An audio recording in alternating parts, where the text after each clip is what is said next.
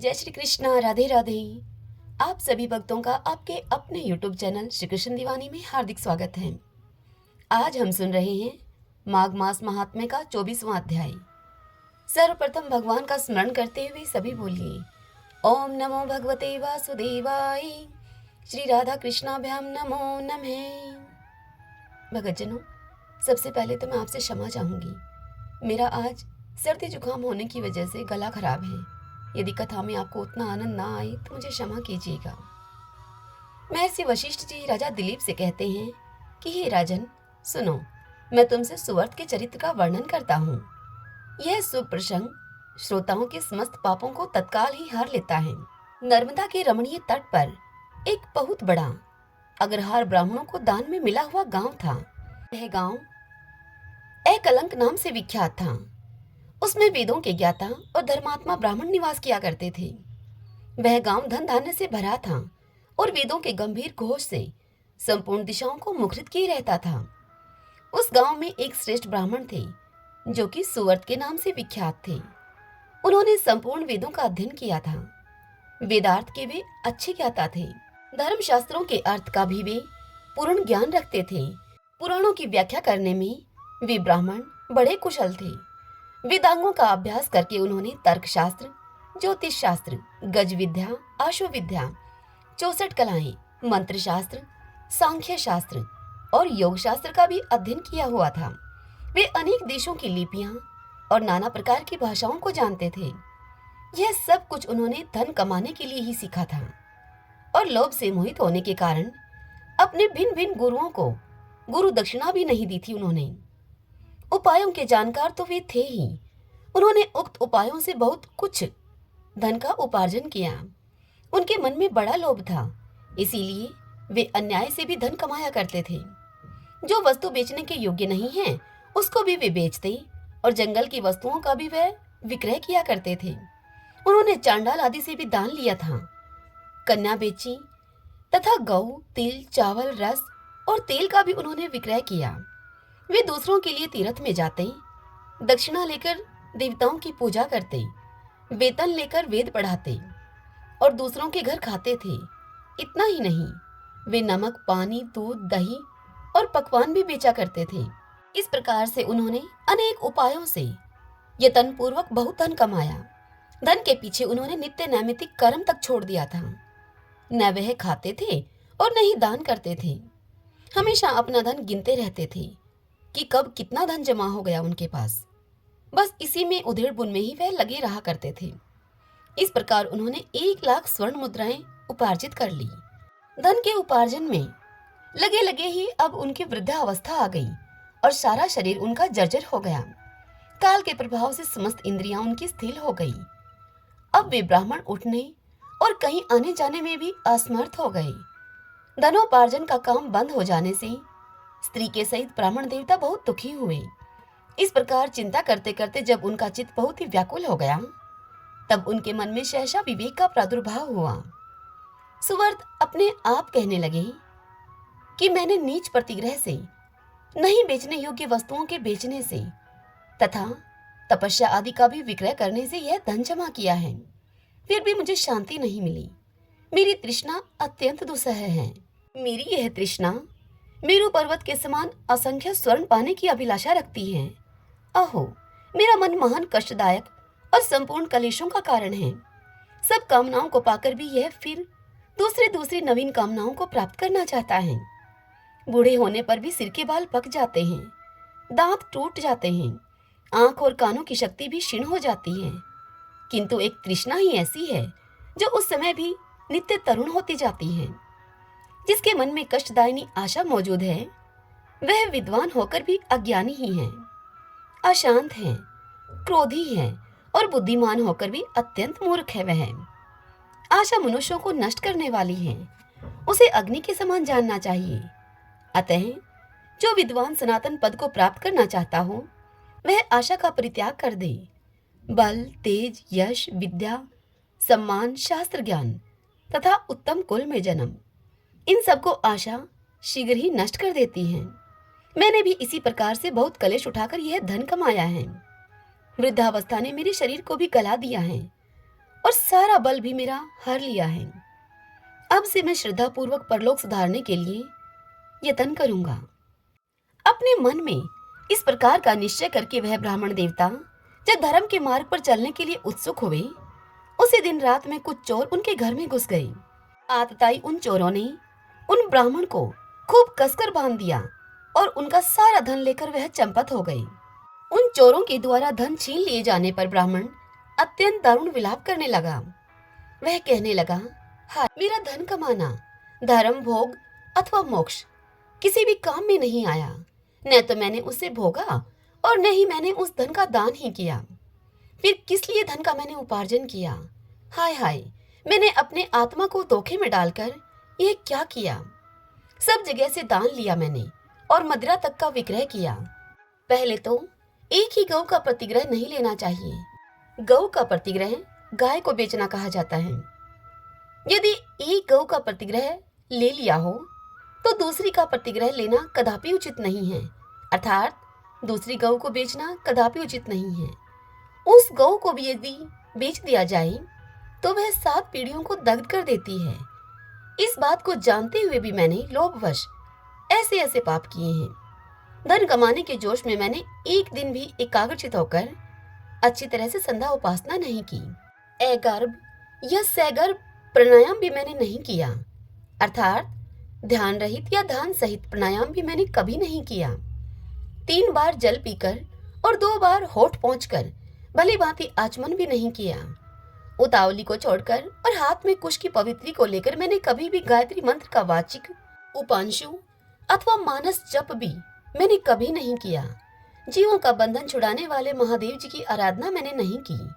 जो मंत्र पढ़कर अथवा बिना मंत्र के ही शिवलिंग के ऊपर एक पत्ता या एक फूल डाल देता है, उसकी करोड़ों पीढ़ियों का उद्धार हो जाता है, किंतु मैंने ऐसा कभी नहीं किया। संपूर्ण पापों का नाश करने वाले भगवान विष्णु को मैंने कभी संतुष्ट नहीं किया। 5 प्रकार की हत्याओं के पाप शांत करने वाले पंचयज्ञों का मैंने कभी अनुष्ठान नहीं किया। स्वर्गलोक की प्राप्ति कराने वाले अतिथि के सत्कार से भी मैं सदैव वंचित रहा। सन्यासी का सत्कार करके उसे अन्न की भिक्षा भी मैंने नहीं दी। ब्रह्मचारी को विधि पूर्वक अतिथि के योग्य भोजन भी नहीं दिया। मैंने ब्राह्मणों को भांति भांति के सुंदर एवं महीन वस्त्र भी नहीं अर्पण किए। सब पापों का नाश करने के लिए प्रज्वलित अग्नि में घी से भीगे हुए मंत्रपूत तिलों का हवन नहीं किया मैंने। श्री सूक्त, पावमानी ऋचा, मंडल ब्राह्मण, पुरुष सूक्त या परम पवित्र शत्र रुद्रीय मंत्र का जप भी मैंने नहीं किया। पीपल के वृक्ष का मैंने कभी सेवन नहीं किया। अर्क त्रयोदशी का कभी व्रत नहीं किया। मैंने उस अर्क त्रयोदशी का भी त्याग कर दिया। वह भी यदि रात को अथवा शुक्रवार के दिन पड़े तो तत्काल सभी पापों को हरने वाली है, किंतु मैंने उसकी भी उपेक्षा ही कर दी। ठंडी छाया वाले सघन वृक्ष का पौधा कभी नहीं लगाया मैंने। सुंदर शैया और मुलायम गद्दे का मैंने कभी दान नहीं किया।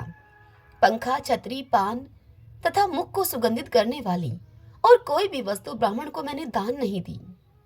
नित्य श्राद्ध, भूत बलि तथा अतिथि पूजा भी मैंने कभी नहीं की।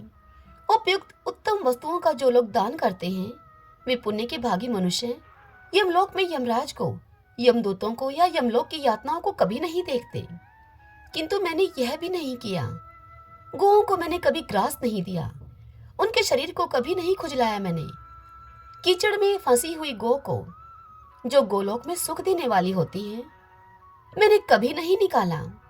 याचकों को उनकी मुंह मांगी वस्तुएं देकर मैंने कभी संतुष्ट नहीं किया। भगवान विष्णु की पूजा के लिए कभी तुलसी का वृक्ष नहीं लगाया मैंने। शालिग्राम शिला के तीर्थभूत चरणामृत को न तो मैंने कभी पिया और न ही कभी मैंने अपने मस्तक पर ही चढ़ाया। एक भी पुण्यमयी एकादशी तिथि को मैंने उपवास नहीं किया।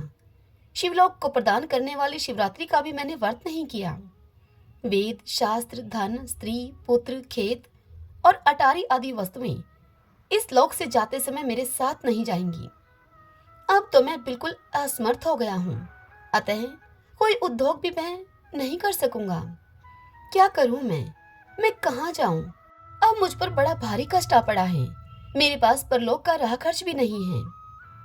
परलोक का राह खर्च अर्थात मृत्यु के उपरांत यमलोक की यात्रा में जो हमने पुण्य किया है, धर्म किया है, उसे परलोक का राह खर्च और पाथे कहा जाता है। पाथे को, इस राह खर्च को मनुष्य जीवन रहते हुए दान धर्म करके हमें कमा लेना चाहिए। आइए अब आगे की कथा का श्रवण करते हैं। इस प्रकार व्याकुलचित होकर सुवर्त ने मन ही मन विचार किया और कहा, आहो मेरी समझ में आ गया है, आ गया मेरी समझ में, आ गया मेरी समझ में। मैं धन कमाने के लिए उत्तम देश काश्मीर को जा रहा था। मार्ग में भागीरथी गंगा के तट पर मुझे कुछ ब्राह्मण दिखाई दिए जो वेदों के पारगामी विद्वान थे। वे प्रातःकाल माघ स्नान करके बैठे थे। वहां किसी पौराणिक विद्वान ने उस समय यह आधा श्लोक उनसे कहा था, माघे निमग्नाः सलिले सुसिते विमुक्त पापास्त्रिदिवं प्रियन्ते। अर्थात माघ मास में शीतल जल के भीतर डुबकी लगाने वाले मनुष्य पाप मुक्त होकर स्वर्गलोक में जाते हैं। पुराणों में से मैंने इस श्लोक को सुना है। यह श्लोक बहुत ही प्रमाणिक है, अतः इसके अनुसार मुझे माघ का स्नान करना ही चाहिए। मन ही मन ऐसा निश्चय करके ब्राह्मण सुवर्त ने अपने मन को सुस्थिर किया और 9 दिनों तक नर्मदा के जल में माघ का स्नान किया। के बाद स्नान करने की भी उसमें शक्ति नहीं रह गई। माघ मास के 10वें दिन किसी तरह से नर्मदा जी में वे गए और विधि पूर्वक स्नान करके तट पर आए। उस समय शीत से पीड़ित होकर उन्होंने प्राण त्याग दिए। उसी समय मेरुगिरी के समान तेजस्वी विमान आया वहां पर, और माघ स्नान के प्रभाव से सुवर्त उस विमान पर आरूढ़ होकर स्वर्गलोक को चले गए और वहां स्वर्गलोक में एक मनवंतर तक निवास करके वे पुनः इस पृथ्वी पर ब्राह्मण हुए। फिर प्रयाग में माघ स्नान करके उन्होंने ब्रह्मलोक को प्राप्त किया। श्रीमन नारायण नारायण हरि हरि, भजमन नारायण नारायण हरि हरि। भगवान शंकर देवी पार्वती से कहते हैं, हे देवी, अब तुम श्रीमद् भगवत गीता के 8वें अध्याय का महात्म्य सुनो। उसके सुनने से तुम्हें बड़ी प्रसन्नता होगी। एक समय लक्ष्मी जी के पूछने पर भगवान विष्णु ने उन्हें इस प्रकार 8वें अध्याय का महात्म्य बतलाया था। वही मैं तुमसे कहता हूँ। दक्षिण में आमर्दकपुर नामक एक प्रसिद्ध नगर है। आमर्दकपुर नगर में भाव शर्मा नाम का एक ब्राह्मण रहता था, जिसने की वैश्या को पत्नी बनाकर रखा हुआ था। वह भाव शर्मा ब्राह्मण मांस खाता, मदिरा पीता, साधुओं का धन चुराता, पराई स्त्रियों से व्यभिचार करता और शिकार खेलने में सदैव दिलचस्पी रखा करता था। वह ब्राह्मण बड़े भयानक स्वभाव का था और अपने मन में बड़े बड़े हौसले रखा करता था। एक दिन मदिरा पीने वालों का समाज जुटा हुआ था। उस समाज में बैठकर उस भाव शर्मा ब्राह्मण ने पेट भर के ताड़ी पी, खूब गले तक उसने चढ़ाई और अजीर्ण से अत्यंत पीड़ित होकर वह पाप आत्मा भाव शर्मा कालवश मर गया और बहुत बड़ा ही ताड़ का वृक्ष बना। उसकी घनी और ठंडी छाया का आश्रय लेकर ब्रह्मा राक्षस भाव को प्राप्त हुए कोई पति पत्नी वहां रहा करते थे। उस वृक्ष के ऊपर उनके पूर्व जन्म की घटना कुछ इस प्रकार से है। एक कुशीबल नामक ब्राह्मण था, जो कि वेद वेदांग के तत्वों का ज्ञाता, संपूर्ण शास्त्रों के अर्थ का विशेषज्ञ और सदाचारी था। उसकी स्त्री का नाम था कुमति। वह बड़े खोटे विचारों की थी। वह ब्राह्मण विद्वान होने पर भी अत्यंत लोभवश अपनी स्त्री के साथ प्रतिदिन भैंस, कालपुरुष और घोड़े आदि बड़े बड़े दानों को ग्रहण किया करता था। परंतु दूसरे ब्राह्मणों को दान में दी जाने वाली कौड़ी भी वह उनको नहीं देता था, उसे भी वह स्वयं ले लेता। वे ही दोनों पति पत्नी कालवश मृत्यु को प्राप्त होकर ब्रह्मा राक्षस हुए थे। वे भूख और प्यास से पीड़ित होकर इस पृथ्वी पर घूमते हुए उसी ताड़ के वृक्ष के पास आए और उसके मूल भाग में विश्राम करने लगे।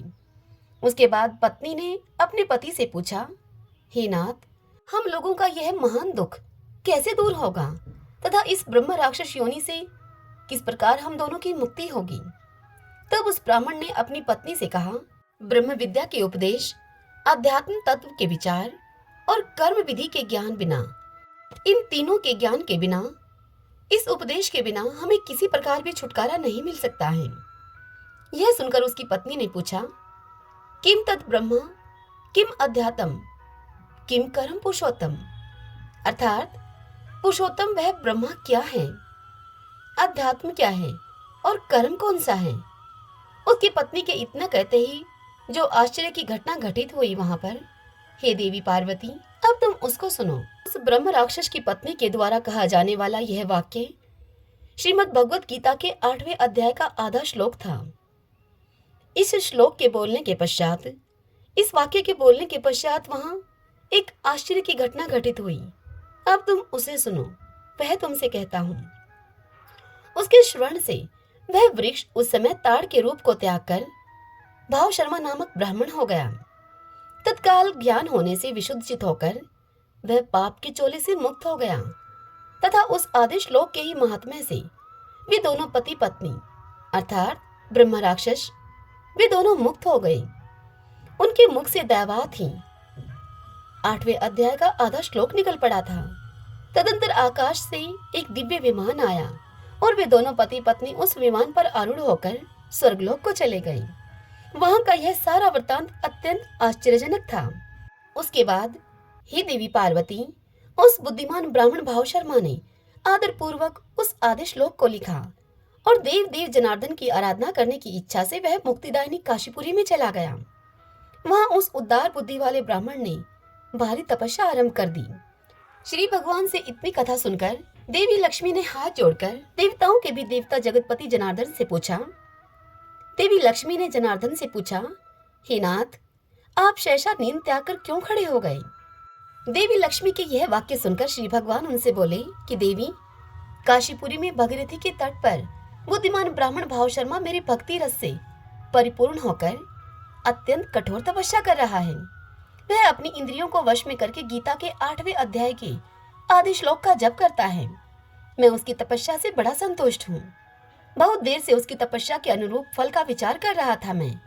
हे प्रिय, इस समय वह फल देने को मैं बड़ा उत्कंठित हूँ।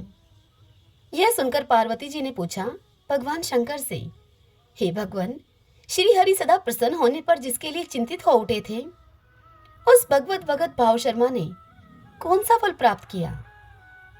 तब महादेव जी देवी पार्वती से बोले कि देवी, दिव्य श्रेष्ठ भाव शर्मा प्रसन्न हुए और भगवान विष्णु के प्रसाद को पाकर आत्यंतिक सुख को अर्थात मोक्ष को उन्होंने प्राप्त किया और उसके अन्य वंशज भी जो कि नरक यातना में पड़े हुए थे, उसी के शुभ कर्म से भगवत धाम को प्राप्त हुए। हे पार्वती, यह 8वें अध्याय का महात्म्य थोड़े में ही तुम्हें बतलाया गया है। इस पर सदा ही विचार करते रहना चाहिए। श्रीमन नारायण नारायण हरि हरि, भजमन नारायण नारायण हरि हरि। श्री महादेव जी देवी पार्वती से कहते हैं, हे पार्वती, अब मैं आदर पूर्वक श्रीमद् भगवद गीता के 9वें अध्याय के महात्म्य का तुमसे वर्णन करूंगा। तुम स्थिर चित होकर सुनो। नर्मदा के तट पर महिष्मती नाम की एक नगरी है। वहां माधव नाम के एक ब्राह्मण रहा करते थे। वे ब्राह्मण वेद वेदांगों के तत्वज्ञ और समय समय पर आने वाले अतिथियों के बड़े प्रेमी थे। उन्होंने विद्या के द्वारा बहुत धन कमाकर एक महान यज्ञ का अनुष्ठान आरंभ किया।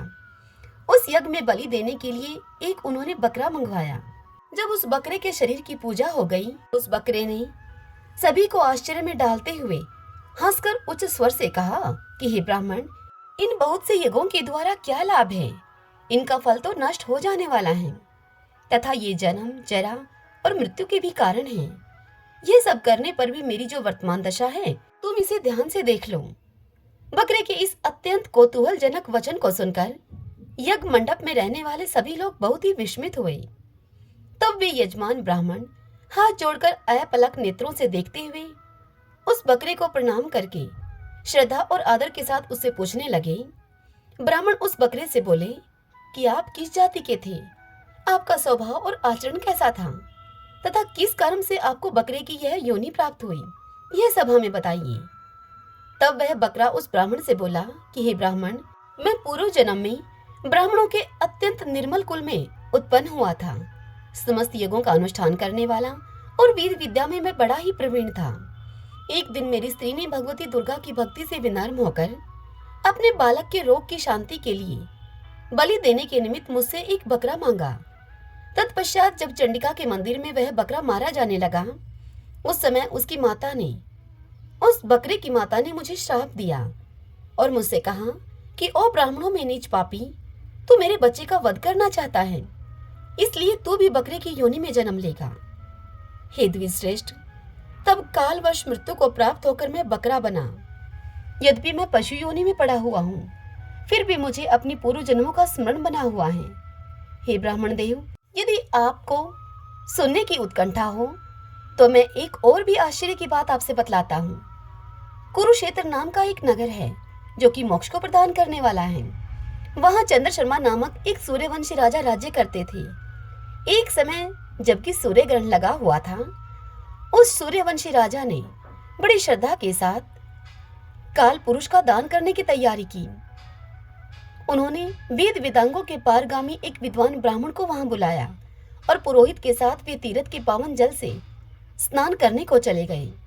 तीर्थ के समीप पहुंचकर उस चंद्र शर्मा सूर्यवंशी राजा ने स्नान किया और 2 वस्त्र धारण किए।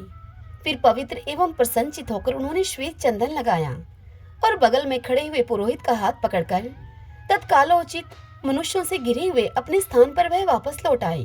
वापस लौट आने पर चंद्र शर्मा नाम के उस सूर्यवंशी राजा ने यथोचित विधि से भक्ति पूर्वक बुलवाए गए उस ब्राह्मण को काल पुरुष का दान किया। तब काल पुरुष का हृदय चीरकर उसमें से एक पाप आत्मा चांडाल प्रकट हुआ। फिर थोड़ी देर के बाद निंदा भी चांडाली का रूप धारण करके काल पुरुष के शरीर से निकली और ब्राह्मण के पास आकर खड़ी हो गई। इस प्रकार चांडालों की वह जोड़ी आंखें लाल किए हुए निकली और ब्राह्मण के शरीर में हठ पूर्वक प्रवेश करने लगी। ब्राह्मण मन ही मन गीता के 9वें अध्याय का जप किया करते थे और राजा चुपचाप यह सब कौतुक देखने लगे। ब्राह्मण के अंतःकरण में भगवान गोविंद शयन करते थे। वे ब्राह्मण देव उन्हीं गोविंद का ध्यान करने लगे। ब्राह्मण ने जब गीता के 9वें अध्याय का जप करते हुए अपने आश्रयभूत भगवान का ध्यान किया, उस समय गीता के अक्षरों से प्रकट हुए विष्णु दूतों के द्वारा पीड़ित होकर वे दोनों चांडाल भाग चले। उनका उद्योग निष्फल हो गया क्योंकि वह ब्राह्मण के शरीर में प्रवेश करना चाहते थे। इस प्रकार इस घटना को प्रत्यक्ष देखकर सूर्यवंशी राजा चंद्र शर्मा बड़े ही आश्चर्य से चकित हो उठे। उन्होंने उस ब्राह्मण से पूछा, हे विप्रवर, इस महाभयंकर आपत्ति को आपने कैसे पार किया? आप किस मंत्र का जप और किस देवता का स्मरण कर रहे थे? वह पुरुष और वह स्त्री कौन थी? वे दोनों यहाँ कैसे उपस्थित हुए? फिर वे शांत कैसे हो गए? यह सब बताने की मुझे आप कृपा कीजिए। यह सब मुझे बतलाइए। यह सुनकर उस ब्राह्मण ने कहा राजा से कि हे राजन, चांडाल का रूप धारण करके भयंकर पाप ही प्रकट हुआ था और वह स्त्री निंदा की साक्षात मूर्ति थी। मैं इन दोनों को ऐसा ही समझता हूँ। उस समय मैं गीता के 9वें अध्याय के मंत्रों की माला जप रहा था। उसी का महात्म्य है कि सारा संकट दूर हो गया। हे महीपते, मैं नित्य ही गीता के 9वें अध्याय का जप किया करता हूँ और उसी के प्रभाव से प्रतिग्रह जनित आपत्तियों के मैं पार हो सका हूँ। यह सुनकर राजा ने उसी ब्राह्मण से गीता के 9वें अध्याय का अभ्यास किया। फिर वे दोनों ही परम शांति अर्थात मोक्ष को प्राप्त हो गए। यह कथा सुनकर ब्राह्मण ने बकरे को बंधन से मुक्त कर दिया और गीता के अभ्यास से परम गति को प्राप्त किया। श्रीमन नारायण नारायण हरि हरि, भजमन नारायण नारायण हरि हरि। कथा पसंद आई हो तो वीडियो को लाइक करें और कमेंट बॉक्स में ओम नमो भगवते वासुदेवाय लिखें। हरे कृष्णा।